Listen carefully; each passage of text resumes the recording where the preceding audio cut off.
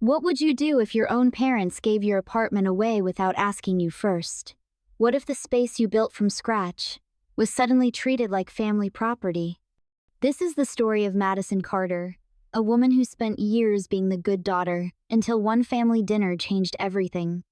Stay with me, because what happens next isn't just about betrayal, it's about boundaries, identity, and a quiet, unforgettable rebellion. I never expected mashed potatoes to be the backdrop for a family ambush.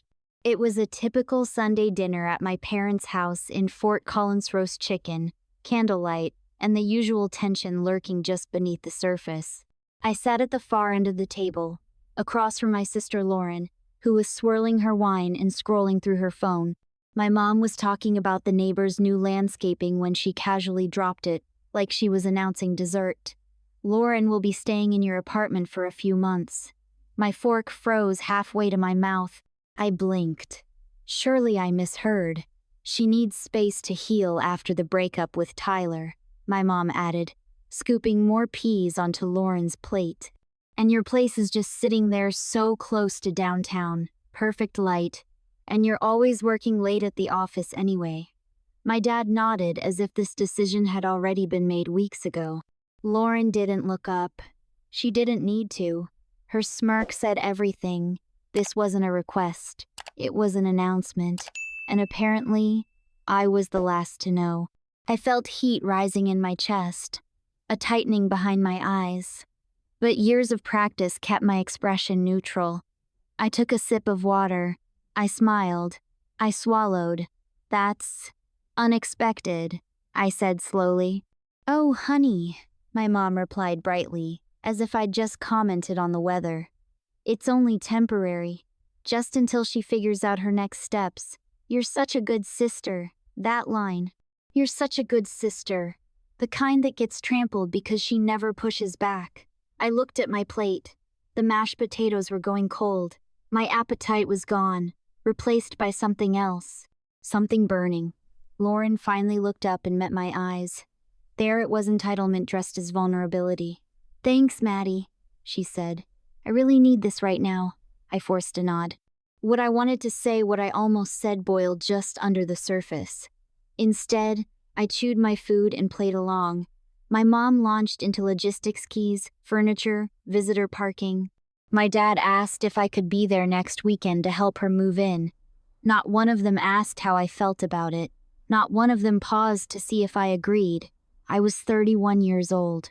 I'd paid for every square foot of that apartment, every cabinet, every lamp, every inch of hardwood floor. It wasn't just a home. It was the first thing in my life that was mine. And just like that, they had turned it into a family resource. Like it was a spare guest room in their basement. Like I was still the middle child who didn't need space or say or sovereignty. I nodded again and took another bite, heart pounding. They didn't notice my silence. They never did. I was the steady one, the one who never caused problems. The one who said sure even when every part of her screamed no. But as the dinner dragged on and the roast chicken disappeared, something shifted inside me. I wasn't a teenager anymore. I wasn't a default backup plan. As I helped clear the dishes, smiling and thanking my mom for the meal, I made a quiet decision. I would not let this happen. I didn't know exactly what I was going to do yet, but something had awakened. Not rage, not rebellion. Something colder, calmer, resolve. Because when someone crosses a line once, they'll do it again. And my family had been stepping over mine my whole life. I smiled as my mom handed me leftovers in a Tupperware container, completely unaware of the war she had just started. I thanked her sweetly. Then I walked out the front door, the chill of the evening meeting the heat on my cheeks. In the car, I sat for a moment, engine off, hands still. They think they know me, I thought. But they don't know who I've become. I put the key in the ignition and drove home in silence, already planning my next move. Driving back to Denver that night, I passed quiet suburbs and empty fields, but my mind was anything but still. I kept hearing it, my mother's voice, smooth and certain. Lauren will be staying in your apartment. like it was the most natural thing in the world. Like it wasn't a massive invasion of something I had spent years building. Like it wasn't theft, just family. They didn't see it that way, of course. To them, I was the responsible one, the dependable one, the one who didn't need help because I had already figured things out. But what they never understood was that I figured things out alone. Growing up, being the middle child meant being sandwiched between extremes. Lauren was the golden girl, bold, emotional, magnetic. Everything she touched was full of potential, even when it fell apart. Ethan, the youngest, was the baby, adored and excused from everything. And me, I was the bridge, the one who didn't rock the boat, the one who made things work so no one else had to. When Lauren dropped out of design school after 2 years, my parents reassured her she was just finding her path. When she launched an influencer brand that barely lasted 6 months, they offered to buy her a new camera and build her a website. When Tyler broke up with her for the second time, they framed it as a tragedy worthy of relocation and refuge. When I got a full scholarship to CU Boulder and worked 2 jobs to keep my expenses down, they told me, well, that's what responsible people do. When I graduated summa cum laude and got my first job with a design firm, they sent a thumbs-up emoji in the family group chat. My wins were expected, her stumbles were softened. I wasn't bitter. At least, I told myself I wasn't. I had carved my own life, quietly, with grit, instead of applause. The apartment was part of that journey. A small 1-bedroom in Reno, with exposed brick, giant windows, and a patch of sky that turned orange every evening. I had hunted for months to find something affordable but beautiful. I furnished it piece by piece, every lamp and chair and rug chosen with intention. Not because anyone would see it, but because it made me feel whole. It was mine. And now, my parents had offered it up like it was a guest room in a family vacation house. The thing is, it wasn't the first time. There were patterned quiet violations that built up over years. When I was 16, they volunteered me to babysit for my cousin every Saturday for an entire summer. I found out the day before. "You're great with kids," they said. We already told them yes. During college, my mom gave my off-campus apartment key to her friend's son who needed a place to crash for a few days. I walked in from class to find a total stranger on my couch eating my cereal. "You weren't using the living room anyway," she said. And every time I pushed back, I was met with that same tone. Selfish, ungrateful, not being a team player. Somewhere along the way, they convinced me that boundaries were the enemy of love. That saying no meant breaking some sacred family code. But the past few years, things had started to shift. Slowly, quietly. I was no longer just doing okay. I was thriving. I'd left the firm, started freelancing, and built a client base I loved. I worked from home, often late into the night, pouring myself into projects that made me proud. I had also started therapy, something my family would probably never understand. My therapist, Denise, was the first person who said, "Madison, love doesn't require you to disappear." It took me months to believe her. Last Thanksgiving, I finally said I wouldn't host. I said it gently, calmly. My mother pouted. My father gave me a speech about tradition, but I stayed firm. It felt like oxygen, like walking out of a room I hadn't realized was suffocating me. And yet, Sunday's dinner had pulled me right back in. The way they had assumed that my space, my life, was negotiable. It stung more than I wanted to admit. Back in my apartment that night, I walked through each room slowly, touching the back of the chair I'd reupholstered myself, the bookshelves I'd built on a rainy weekend, the framed sketches above my desk. These things weren't fancy, but they were mine. I sat on the couch, hands in my lap, heart heavy. This wasn't just about Lauren. It never was. It was about being seen. And in that moment, staring at the quiet space I had fought to create, I realized something painful. No one in my family really saw me at all. 2 days after the dinner, I got the first text. Lauren, hey, can you clear out some stuff from your office? I want to bring my vanity and mirror.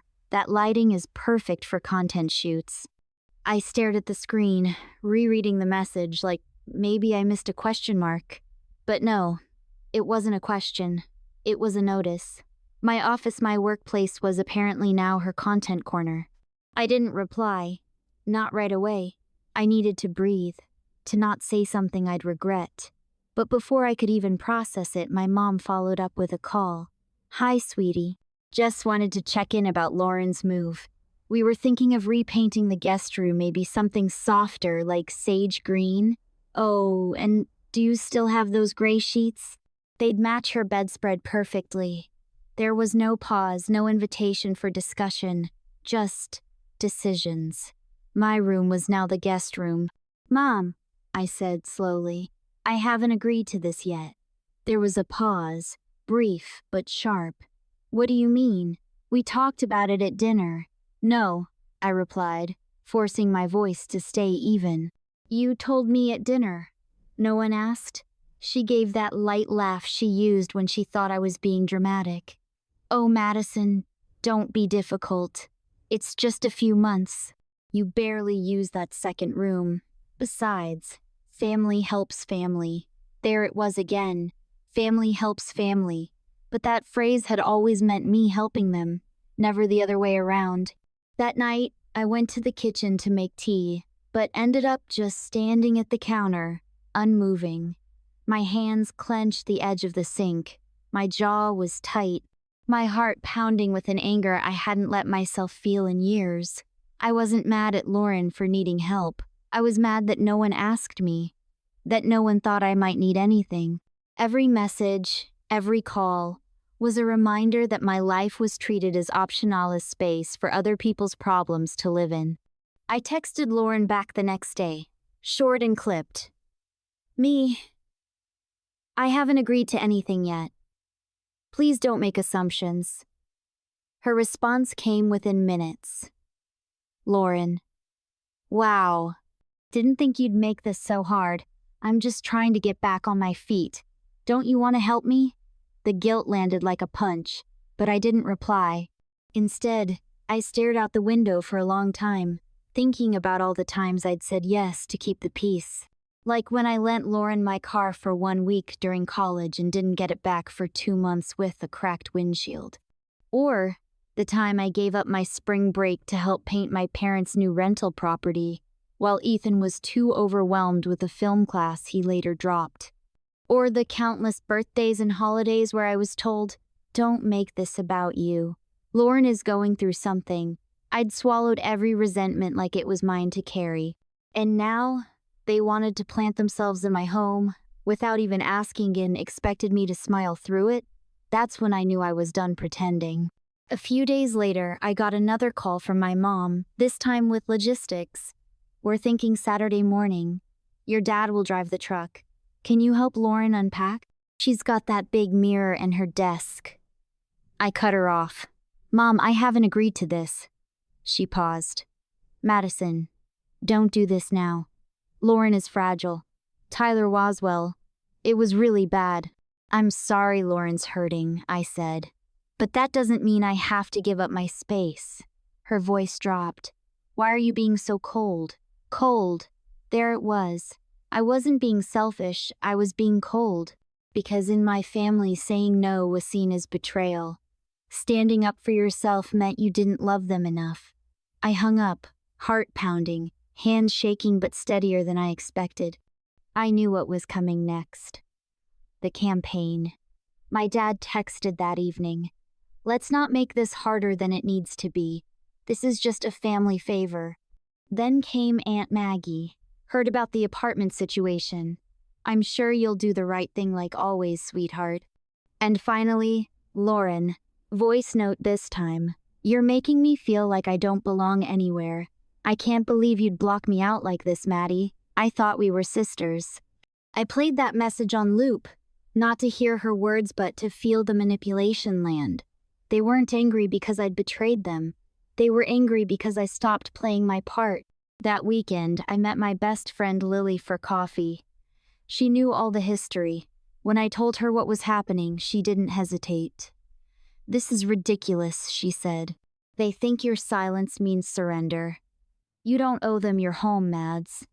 I nodded, but my eyes burned. "They're not even listening, they're just pushing." "Then stop waiting for permission to push back," she said gently. "You're not the quiet daughter anymore." That night, I walked around my apartment again, my chest still tight, my mind loud. But beneath the anger, something steadier had started to rise. Not spite, not vengeance, a quiet fire. A voice inside that whispered, "Enough." That night, after Lily dropped me off, I stood in the elevator holding my keys but feeling strangely displaced. Like even in my own building, I didn't quite belong. By the time I stepped into my apartment, the place felt different, not because anything had changed, but because everything had. The warmth of home had been replaced with a kind of quiet pressure, like the walls themselves were waiting for me to fold. I walked past my bookshelf, the one my father once called a cluttered mess of paper, and paused at the framed blueprint above my desk. "Me first freelance project," signed by the client in blue ink at the bottom. It used to make me proud. Tonight, it just reminded me that no one else in my life seemed to care. I dropped my bag and sat on the floor, leaning against the cold frame of my couch. I didn't cry right away. At first, I just sat there, numb, exhausted, hollowed out. But as the silence settled in, so did the ache. It wasn't just about the apartment anymore. It wasn't even about Lauren. It was about a lifetime of being invisible, of showing up, holding everything together, and being rewarded with expectations instead of appreciation. I remembered my college graduation, how I looked into the crowd after walking the stage, searching for my parents. They had shown up late. My mom waved from the back, distracted, because Lauren had a migraine and needed to sit in the car. No photo, no dinner, just a text from my dad saying, "Proud of you. Sorry today was crazy." Or, "That winter I got the flu and had to cancel Christmas plans. No one checked in. No one offered soup." They sent me photos of the tree and said, "Missed you." But when Lauren had her first panic attack after a breakup, my parents drove 5 hours in a snowstorm to pick her up from her ex's house. My mom said, "She's just more sensitive than you," as if resilience were a flaw, as if my silence meant I didn't need anything. But I did. I needed to be asked. I needed to be seen. I needed someone to say, "Hey, does this feel okay to you?" before making decisions that rearranged my life. I curled my knees into my chest, and for the first time in months, I wept. It wasn't loud or dramatic. It was quiet, controlled, a kind of grief I hadn't let myself feel. I wasn't just grieving a boundary being crossed, I was grieving years of lost recognition, of playing a role I hadn't signed up for, of pretending to be okay with things I never was. And the guilt? It was louder than the anger had ever been. What if I was being selfish? What if Lauren really had nowhere else to go? What if this caused a rift we couldn't repair? I closed my eyes and let the doubts crash over me. They came in waves. Maybe I should just let her stay. Maybe it's not worth the fight. Maybe I am the problem. My phone buzzed. It was a message from Lily. "Lily, I know tonight must feel awful, but remember this. Being kind doesn't mean being passive. You're allowed to protect your peace. You matter too." The timing felt like a lifeline tossed into dark water. I stared at the screen, rereading her words over and over. You matter too. No one in my family had said that to me. Not once. The people who should have been reminding me of my worth were the very ones making me question it. That night, I didn't sleep. I lay in bed watching the shadows shift on the ceiling, hearing every creak of the building like it was some kind of verdict being read. But sometime before dawn, amid the rawness and the doubt, a whisper rose through the fog. What if this moment, the worst one, was also the most important one? What if this wasn't about choosing between kindness and boundaries? What if it was about finally choosing myself? I sat up. My eyes were swollen. My chest still ached. But for the first time all week, I felt still. Because once you name the pain, it loses a little bit of its power. And once you sit in it long enough, you start to realize you can stand up again. By mid-morning, I was still tired, but a new energy had begun to settle beneath the fatigue, quiet but undeniable. The breakdown had passed. What remained was clarity. I sat at my kitchen table with my laptop open, a mug of untouched coffee in front of me. The to-do list in my head started to form like blueprints, snapping into place. I opened my lease agreement and reread every page. Just as I remembered, the rules were clear. No subletting or long-term guests without written approval from management. No exceptions. I highlighted the clause, then took a screenshot and saved it to a folder I quietly labeled Boundary Plan. Next, I drafted a quick email to the property manager, Sasha. Hi, Sasha. I hope you're well. I had a quick question about guest policies, mainly regarding extended visitors and security protocol, if I'm out of town for a work trip. Could you send over the guidelines when you get a chance? Thanks in advance. It was polite, neutral, no red flags, just enough to start documenting what I already knew. By noon, she had replied, Hi, Madison. Good to hear from you. Yes, long-term guests need prior approval and a completed resident info form. Building security requires listed names to allow access beyond 14 days. Let me know if you need the forms. Happy to help. I exhaled. It was small, but it felt like winning a hand in a game I didn't agree to play. Then came the next move. Jonas.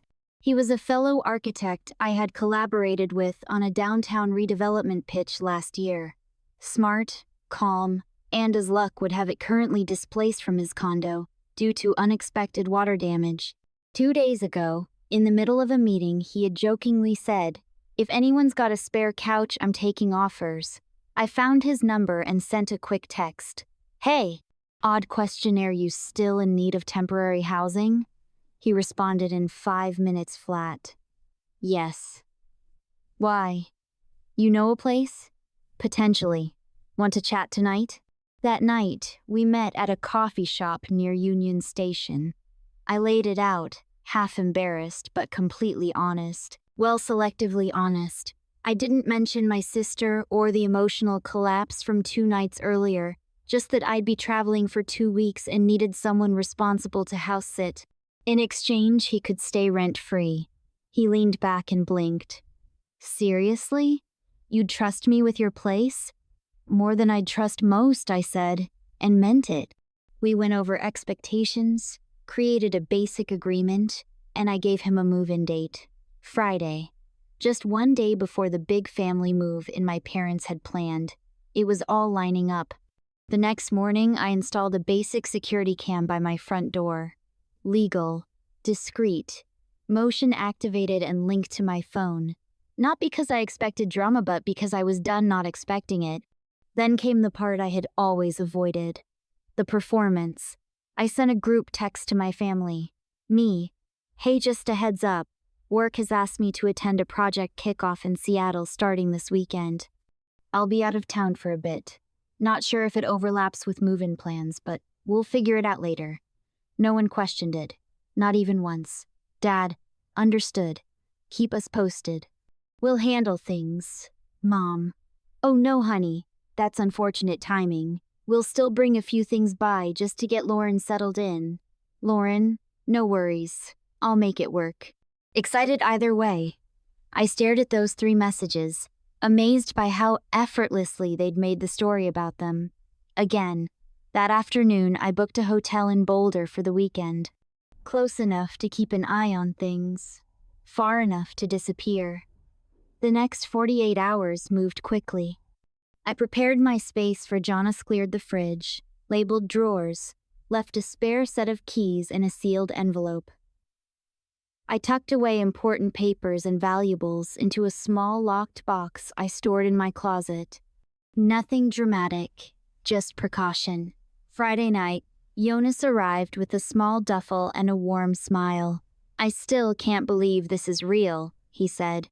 "Oh, it's real," I replied, handing him the keys. "And if anyone comes knocking, family, delivery, whatever, you're under zero obligation to open that door." He nodded. "I'm good at polite deflection," he said. "Divorced parents. Lots of practice." We both laughed. A little too hard. That night, I checked into my hotel.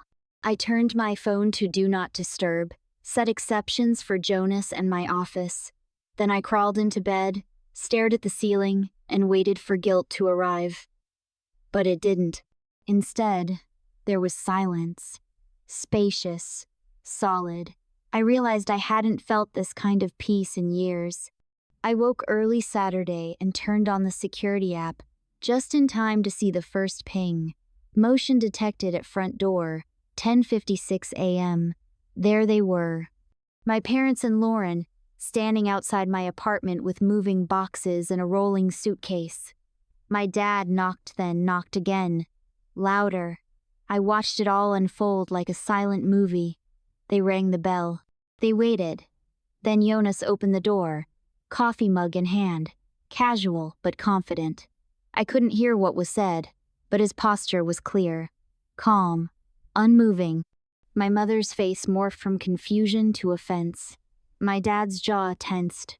Jonas pointed to something, probably the lease agreement, on the table and shrugged in a way that said, "Not my problem." "And Lauren?" She stood behind them, arms folded, her expression tight and pale. She wasn't crying. She was realizing this wasn't going to happen. They stood in that hallway for another minute or two. Then security showed up.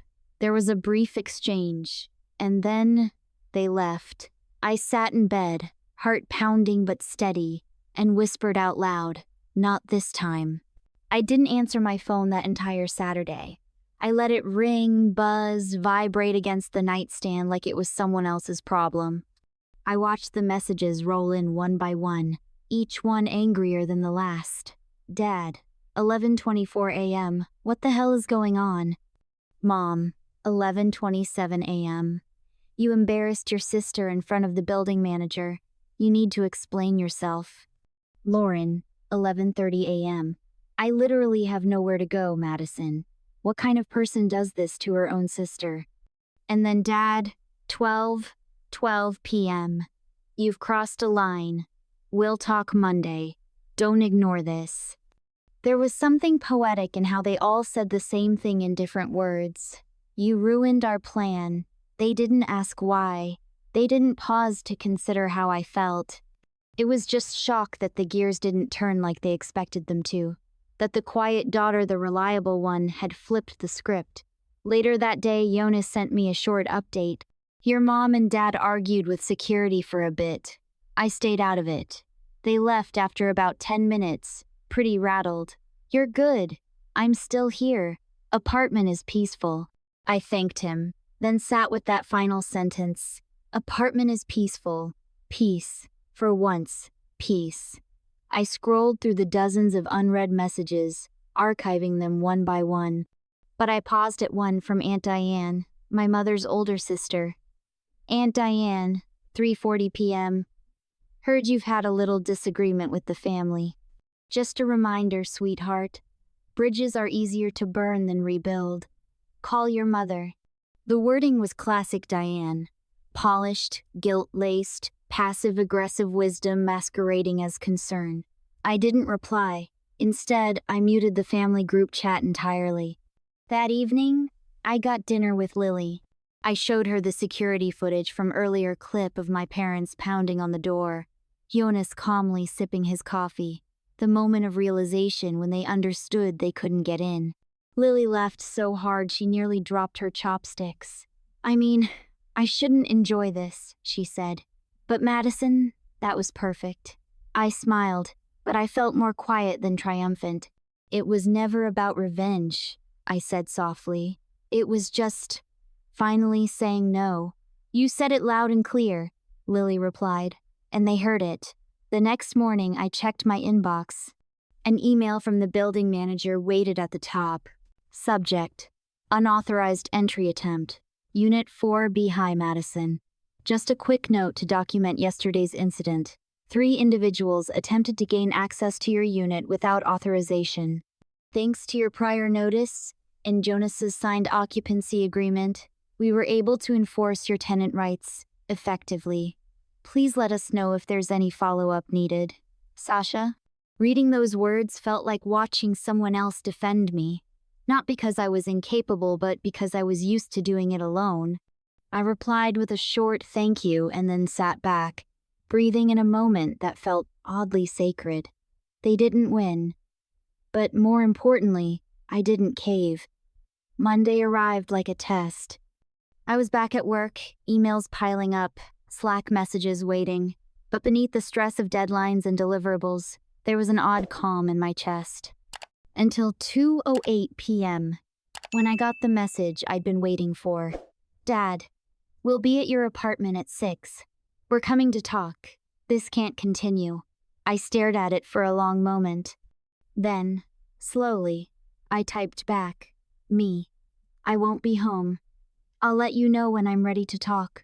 Nothing else. No explanation. No softening. For the first time, I didn't feel the need to make them comfortable. At 6:01 p.m., my phone buzzed again. Mom, we're outside. This is ridiculous, Madison. We're not leaving without speaking to you. I watched the camera feed. There they were again, me, Mom, pacing, my dad with arms crossed, Lauren sitting on the steps with her arms folded like a sulking teenager. I didn't respond. Jonas didn't open the door. And after 15 minutes, they left. Later that night, I got the voicemail. It started calm, then spiraled. This is your father. We raised you better than this. Family doesn't shut each other out. Rachel is devastated. You've humiliated us. If you don't call us by tomorrow, I'll show up at your office. I didn't cry. I didn't shake. I just pressed delete. The old me, the one who would have panicked, apologized, folded, wasn't there anymore. The next few days were quieter. Then came the emails. A forwarded rental listing from my mom with a note. We're helping Lauren find something else. I hope you're satisfied. There was no apology, no acknowledgement of what they did. Just a resentful pivot, like they were being forced into maturity. Jonas texted later that evening. They haven't been back. I think the message is sinking in, and I realized maybe it was. Maybe you can't force people to change, but you can make it inconvenient for them not to. That Friday, I walked back into my apartment after Jonas moved out. Everything was where it had been, just a little cleaner, a little calmer, but I wasn't the same. I stood in the middle of my living room and whispered into the still air, "This is mine." And I don't have to give it away to be loved, because love that only survives when you stay quiet isn't love. It's control dressed in concern. And I had finally walked away from the table where I was only ever served obligation. 2 weeks later, I met my family at a neutral place, a quiet cafe tucked between a bookstore and a florist in downtown Denver. It was my suggestion and a condition. Not at the apartment, not at their house. Somewhere in between. I arrived early, picked the corner booth with sunlight spilling through the window, ordered chamomile tea, practiced breathing. They arrived 5 minutes late. Mom first, clutching her purse like armor, Dad behind her stiff, and Lauren, trailing, quieter than usual, eyes rimmed red. For a moment, none of us spoke. Then I began. I'm here because I care about our relationship, but that doesn't mean I'll let you hurt me again. My voice was calm, not angry, not bitter, just firm. My dad opened his mouth, but I raised a hand slight not to silence, but to slow him. This isn't about punishment, I continued. It's about clarity. What happened? It crossed every boundary I've tried to gently set for years. My mom blinked rapidly. We just wanted to help Lauren. We thought you'd be okay with it, like always. Exactly, I said softly. Like always. That's the problem. No one asked. You just assumed. There was a pause. Lauren finally spoke. I didn't know, she said. They told me you were fine with it. I thought it was already arranged. Her voice cracked a little, and I just believed them. Because that's what they always said about you, that you'd be okay. I looked at her, really looked. For once, not as the golden child, the favorite, the problem, just my sister, flawed, tired, a little lost, like me. I'm sorry, she said quietly. I shouldn't have assumed. You didn't deserve that.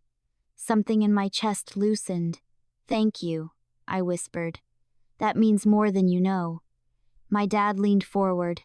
His tone was less commanding than usual. We should have asked. You're right. We handled it wrong. He didn't say he was sorry, but I heard the beginning of it between the lines. It was enough for now. We talked logistics. They found Lauren a short-term lease. My mom offered an olive branch in the form of actually asking if I wanted to help her move. I said yes. Not because I owed anyone anything, but because it was my choice. That was new. That was everything. Later that night, back at my apartment, I walked from room to room slowly. It looked the same, but it felt entirely different, because this time, it wasn't just a space I lived in. It was a boundary I defended, a truth I honored, a mirror of the version of me I was finally becoming. There's something people rarely talk about when it comes to family. That sometimes, the hardest people to set boundaries with are the ones who think they love you the most. But love without respect isn't safety. It's suffocation. And silence isn't peace. It's self-abandonment. That week, Lauren sent me a photo of her new place, bare walls, a secondhand couch, a small potted plant in the window. Underneath was one sentence. Feels like a fresh start. Thank you for forcing me to find it. I stared at that message for a long time, then I smiled. Because for the first time in my life, I wasn't the good daughter. I wasn't the easy one. I was just me, unapologetically, unevenly, unfolding, and that, finally, was enough.